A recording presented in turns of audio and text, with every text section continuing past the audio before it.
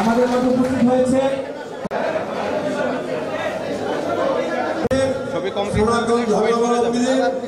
দেখেছেন যে কয়েকদিন আগে আমাদের পার্টির ভারপ্রাপ্ত চেয়ারম্যান দেশনায়ক তারেক রহমান সাহেবের সাথে বর্তমান ইন্টেরিয়াম গভর্নমেন্টের প্রধান ওনার সাথে বৈঠক হয়েছে এবং এই বৈঠকেই সিদ্ধান্ত হয়েছে কাজে এর বাইরে আমাদের আর এখন কোনো অবস্থা নেই। আমরা বিশ্বাস করি যে এই সরকার অতি দ্রুত যে সংস্কার করার সেটা করে এবং বিচারের যেটা ব্যবস্থা আছে সেটা শুরু করবেন। অলরেডি একটা বিচার শুরু হয়েছে আর ইতিমধ্যেই নির্বাচনী শিডিউল তিনি অ্যানাউন্স করবেন, যেটা অলরেডি তিনি বলেছেন যে নির্বাচন কমিশনকে নির্দেশ দিয়েছেন। কাজে এখন জাতীয় নির্বাচনের আগে অন্য কোনো স্থানীয় নির্বাচন হওয়ার কোনো সুযোগ নেই। দুদিন ধরে রাজশাহীতে এই ব্যাপারে অবশ্যই বিএনপি চিন্তা করে তারপরে বিএনপির অবস্থান বিএনপি পরিষ্কার করবে। প্রতীকের বিষয়টা, নির্বাচনী প্রচারণার বিষয়টাতে আপনি না, প্রচারণার বিষয় শোনা, আমি একজন যেহেতু আশা করি একজন প্রার্থী, সেই কারণে আমরাও চাই যে যাতে কালো টাকার প্রাধান্যটা না আসে, কি অতিরিক্ত টাকা খরচ করে যাতে নির্বাচনে বিজয়টাকে ছিনতাই করতে না পারে, সেটার জন্য যতটুকু কৃচ্ছতা সাধন করা দরকার সেটা করতে হবে।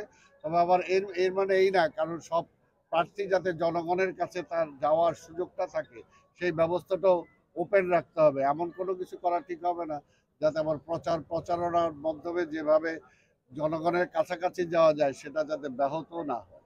আমার একটা প্রশ্ন ছিল যে বিভক্তি নাই, জেলা একসাথে কাজ করছে। কালকেও তো আমার একটা সভা ছিল টোটাল রাজশাহী বিভাগের, সেখানে তো তারা ছিল এবং সকল জেলার কাজে জেলাতে কোনো বিভক্তি নাই। এখন মনে করেন যে কোনো জায়গায় একটা কথা নিয়ে দুইজনের মধ্যে বিতর্ক হতেই পারে, কিন্তু তার জন্য একটা দলের মধ্যে বিভক্তি আছে সেটা বোঝানো যাবে। কোনোভাবে এই যে কয়দিন পর পর পুশিং করা হয়, কেন পুশিং করবে, এটা আজকে আমাদের প্রশ্ন।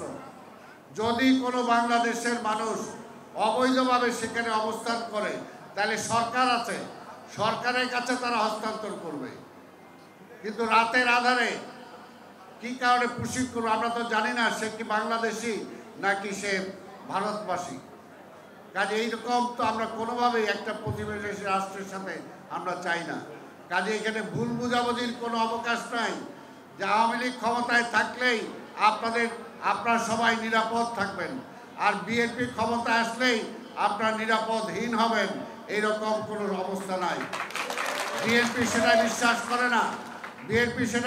করে না। আপনারা নিজেরাও খোঁজ খবর নিয়ে দেখবেন, নিজেদের ইতিহাস ঘেঁটে দেখবেন যে আওয়ামী লীগের আমলেই সবচেয়ে বেশি ক্ষতিগ্রস্ত হয়েছেন আপনারা। আপনাদের পূজা মণ্ডপের জায়গা, আপনাদের বিভিন্ন ধর্মীয় স্থানের জায়গা কারা দখল করেছে? কোনো বিএনপির কোনো নেতা কর্মীরা দখল করে নাই। দেশটাকে ভাগ করা যাবে না। আবার বলতেছি, কে মুসলিম, কে হিন্দু, কে খ্রিস্টান, কে বৌদ্ধ, আল্লাহর রাস্তায় আপনারা কেউ ভাগ করবেন না। বিএনপি সেই নীতিতে বিশ্বাস করে না, আওয়ামী লীগ সেই নীতিতে বিশ্বাস করে।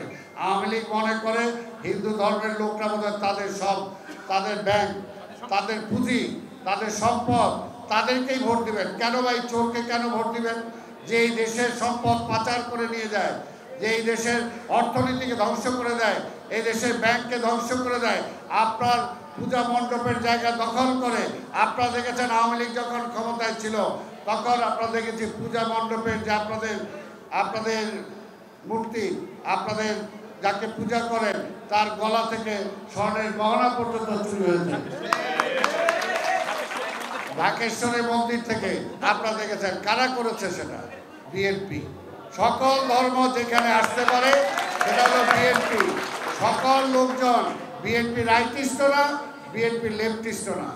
বিএনপি কোনো ধর্মভিত্তিক দল না, হিন্দুদের ধর্ম দল না, বিএনপিরও না, এই মুসলমানেরও না, খ্রিস্টানেরও না, কিন্তু সবার ধর্মে বিশ্বাস করে বিএনপি।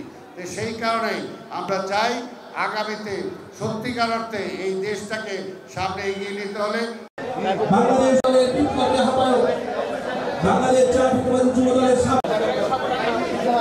আমি সম্পাদকের নেতৃবৃন্দের দৃষ্টি সম্প্রদায়ের লোক বসে আছে, তারা দেখতে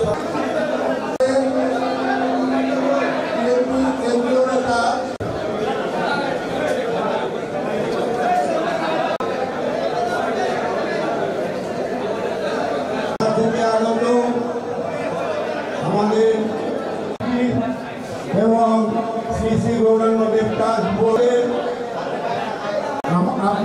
আমাদের এই প্রতিষ্ঠান একটা লিপিবদ্ধ আছে, এটা কিভাবে চলবে এটার আমি এই প্রতিষ্ঠান পরিচালনা করার জন্য সুযোগ। এইখানে আমাদের বৈষ্ণব ধর্মের এই প্রতি একটা সম্পূর্ণ শ্রদ্ধা ঘটেনি। স্থানীয় মানুষদের আমাদের মুসলিম দর্শন করে নিজেদেরকে যে